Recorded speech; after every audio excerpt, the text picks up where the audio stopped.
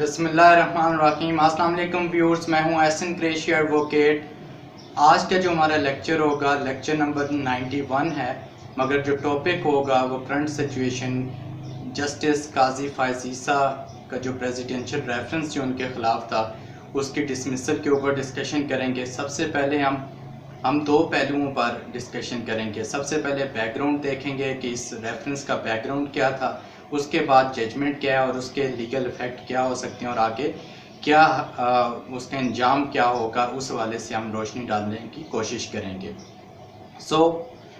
सबसे पहले जो बैकग्राउंड है उसको जानना बहुत ज़रूरी है रेफरेंस के हवाले से। जैसा कि हम जानते हैं कि 18 सितंबर 2018 को प्राइम मिनिस्टर ऑफ पाकिस्तान ने एक ARU कैबिनेट से उसकी अप्रूवल ली। ARU का क़याम अमल पजीर में यानी कि एसेट रिकवरी यूनिट का क़याम अमल पजीर में लाया गया, जिसका मकसद ये था कि बैरून मुल्क जितनी भी जायदादें हैं लोगों ने लूट मार की हुई है, उस हवाले से पैसे जो हैं उसकी रिकवरी हो सके और उनको लाया जा सके पाकिस्तान में।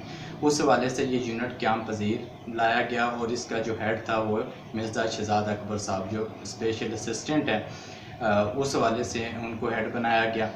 अब इन्होंने तहकीकात की, बहुत सारे लोगों के की होंगी, उसमें जस्टिस फायज़ ईसा साहब के हवाले से भी उन्होंने तहकीकात की। उन्होंने ये तहकीकात के दौरान उन्हें पता चला कि इन्होंने 2011 से लेकर 2015 तक 3 प्रॉपर्टीज़ जो हैं उन्होंने बैरून मुल्क बनाई हैं UK के अंदर, मगर अपनी बीवी और बच्चों के नाम पर, मगर उनको वेल्थ रिटर्न जिनके टैक्स रिटर्न के अंदर डिस्क्लोज़ नहीं किया। इस हवाले से जो है उन्होंने प्रेसिडेंट ऑफ पाकिस्तान को जब बताया, प्रेसिडेंट ऑफ पाकिस्तान ने इसी बेस पर जो है एक रेफरेंस जो आर्टिकल 209 है उसके तहत जो है एक रेफरेंस दायर किया सुप्रीम जुडिशल काउंसिल में 28 मई 2019 को। ये रेफरेंस जो है 29 मई 2019 को काउंसिल को मौसूल हुआ। उसके बाद काउंसिल ने 14 जून 2019 को जो है पहला इजलास तलब किया और उसके बाद जो शो काज जारी किया। चूँकि उसी दौरान जब रेफरेंस दायर हो चुका था तो फायज़ ईसा साहब ने प्रेसिडेंट ऑफ पाकिस्तान को एक लेटर लिख दिया था, जिसकी बेस पर उनको शो काज जारी किया गया, कौंसल ने किया 18 जुलाई 2019 को। उसके बाद ये मामला चलता रहा। जो कौंसल की टोटल जो इजलास हुए वो 4 हुए थे, मगर उसी दौरान प्रेसिडेंशियल जो रेफरेंस था उसको ईसा साहब ने सुप्रीम कोर्ट ऑफ पाकिस्तान में चैलेंज भी किया, उसकी भी हेयरिंग्स होती रहीं। उसके बाद जो है इसी अरसे में 2 अटॉर्नी जनरल भी फारिग हुए, मतलब एक के पहले अटॉर्नी जनरल जिन्होंने कुछ इल्ज़ाम तराशी कर दी थी किसी जज के ऊपर, बेंच के जज के वाले से, उन्होंने फिर इस्तीफ़ा देना पड़ा। फिर खालिद जवेद साहब आए, उन्होंने गवर्नमेंट की पैरवी करने से इनकार कर दिया। फिर बीच में कोरोना का इशू आ गया, 2-3 माह के लिए ये प्रोसीडिंग्स डिले हो गई। उसके बाद फिर हुआ ये कि जून में दोबारा इसको फ़िक्स किया गया। इसी दौरान चूँकि जो रेफरेंस की बेस थी वो यही थी कि इन्होंने जो प्रॉपर्टीज़ हैं बीवी बच्चों के नाम पर एक्वायर की हैं, लीज़ पर ली हैं, उनका वेल्थ रिटर्न में शो नहीं है। उसका जवाब मिर्ज़ा फायज़ साहब ने ये कहा कि मेरा बिलवास्ता इन प्रॉपर्टीज़ से कोई ताल्लुक़ नहीं है और ये जो इंटरप्रिटेशन कर रहे हैं आर्टिकल 116 इनकम टैक्स ऑर्डिनेंस की वो मुझ पर एप्लीकेबल नहीं होता।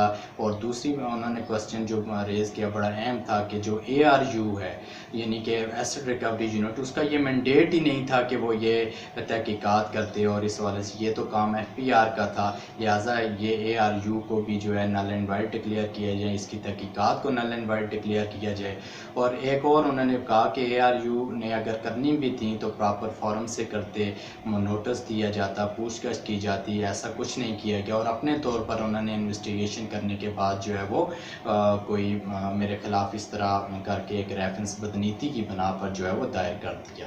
अब ये उनकी तरफ से मुनीर मलिक साहब जो वकील थे जस्टिस फायज़ ईसा साहब ने, उन्होंने ये मौक़िफ़ ये नुक्ता नज़र रखा। ताहम यही बात बेंच में भी आई कि ARU जो एसेट रिकवरी यूनिट है उसका क्या मैंडेट है, उसकी तो कोई कानूनी हैसियत नहीं है, तो ये कैसे हो सकता है। जब FPR मौजूद है तो उन्होंने तहकीकात करनी चाहिए थी FPR को और उसके बाद एक रेफरेंस आता, तो ये किस तरह इन्होंने किया है कि ना नोटिस किए हैं जस्टिस ईसा फायज़ की फ़ैमिली को, ना उनसे पूछा गया है, अगर कोई उनके नज़दीक अगर कोई ऐसी जायदाद थी जिसको डिस्क्लोज़ नहीं किया, कम अज़ कम उनसे पूछ तो लेते। तो ये उन्होंने किस बेस पर इन्होंने जो है ये कर दिया और ये तो मामला FPR का था और रेफरेंस कैसे दायर कर दिया, ये बातें बहुत सारी हुई।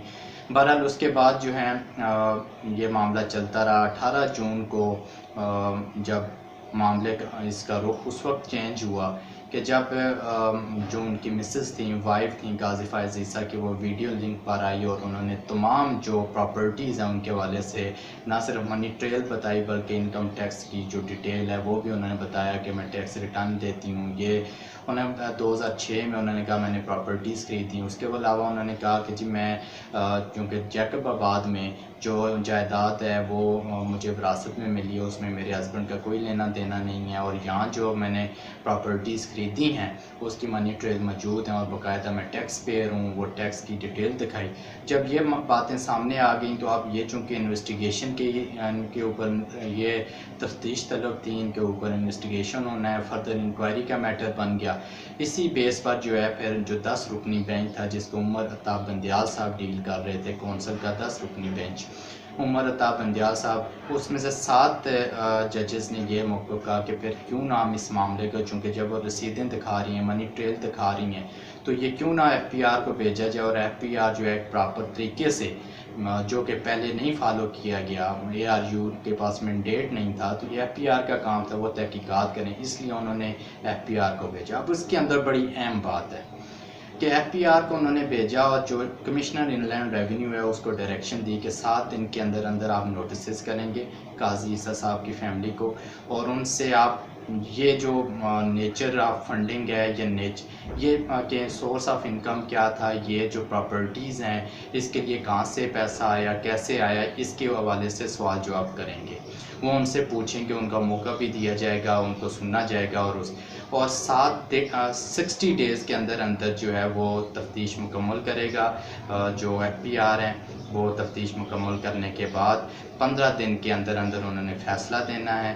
फ़ैसला देने के बाद जब फ़ैसला उन्होंने दे देना है, यानी कि 60 दिन में तफ्तीश मुकम्मल होगी, अगले 15 दिन में फ़ैसला सुनाएंगे और फ़ैसला देने के बाद जो है जो चेयरमैन FPR हैं वो 7 दिन के अंदर अंदर जो है सुप्रीम जुडिशल काउंसिल के जो सेक्रेटरी हैं या जो रजिस्ट्रार सुप्रीम कोर्ट है उनको ये रिपोर्ट जो है वो फ़ैसले की रिपोर्ट तमाम उसके साथ वो रिकॉर्ड जो प्रोसीडिंग्स हुई हैं वो सारी की सारी सबमिट करेंगे रजिस्ट्रार सुप्रीम कोर्ट के सामने। फिर रजिस्ट्रार सुप्रीम कोर्ट उसको चीफ जस्टिस ऑफ पाकिस्तान के सामने पेश करेंगे।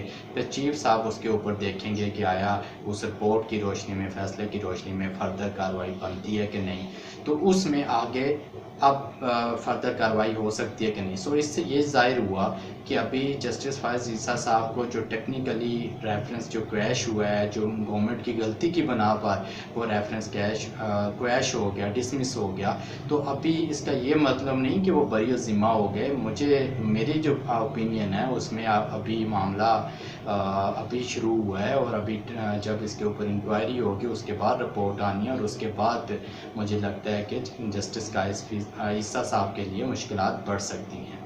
सो व्यूअर्स, उस वक्त तक के लिए जब तक तहकीकात मुकम्मल नहीं होती मज़ीद अपनी उसके ऊपर राय देने से कासर हूँ।